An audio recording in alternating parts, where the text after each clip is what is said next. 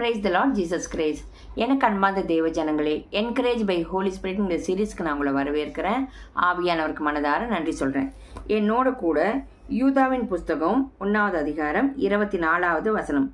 வழுவாதபடி உங்களை காக்க தமது மகிமுள்ள சன்னிதானத்திலே மிகுந்த மகிழ்ச்சியோடு உங்களை மாசற்றவர்களை நிறுத்தவும் வல்லமை உள்ளவரும். ஆமீன். எப்படிப்பட்டவராக இருக்கிற ஆவியானவர் வழுவாதபடிக்கு நம்மளை காக்கவும் மகிமையுள்ள சன்னிதானத்தில், அதாவது ஆண்டவராக இயேசு கிறிஸ்து அந்த நம்ம நித்தியத்துக்கு நேராக நம்மளை கொண்டு போய் நிறுத்த, பரலோகத்தில் போய் நிறுத்த, மகிமையுள்ள சன்னிதானத்தில் நிறுத்த அவர் எப்படி இருக்கிறாரு? மகிழ்ச்சியோட உங்களை மாசற்றவர்களாக நிறுத்தவும் வல்லமை உள்ளவரான ஆவியானவர்.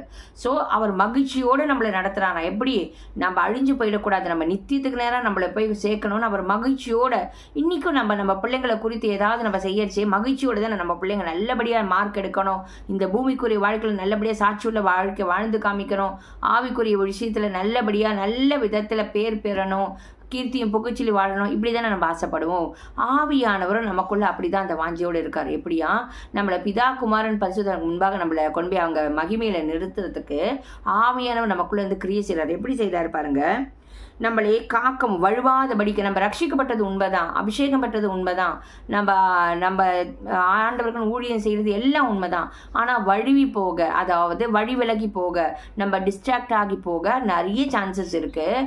அப்படி போகாதபடிக்கு, வழுவாதபடிக்கு நம்மளை காத்துக்கொண்டு மகிமையுள்ள சன்னிதானத்தில் பரலோகத்தில் போய் நித்தியத்தில் போய் நம்மளை நிறுத்துறதுக்கு அவர் எப்படியா நமக்குள்ள மகிழ்ச்சியோடு கூட நம்மளை அங்கே போய் நிறுத்துறதுக்கு மாசற்றவர்களாக மகிழ்ச்சியோடு அவர் நமக்குள்ளே கிரியை செய்து கொண்டு இருக்கார். எப்படி நம்மளை மாசற்றவர்களாக ஹோலியாக நம்மளை போய் நிறுத்தணும்னு, அதுதான் அவரோட நோக்கமாக இருக்குது. அப்போ அவருக்கு நம்மளை குறித்து அந்த நோக்கம் இருக்குச்சு, நம்ம அவருக்கு ஒத்துழைக்கணும்ல. அதுக்கு ஏன் அவர் நமக்காக தானே எல்லாம் செய்கிறாரு.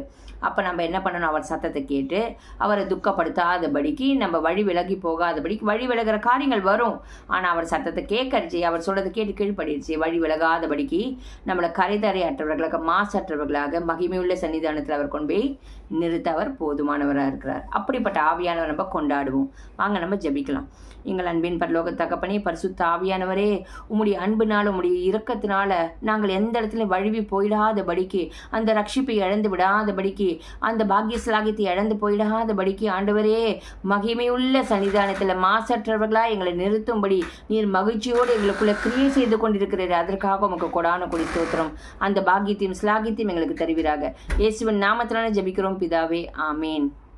ஆமீன். God bless you.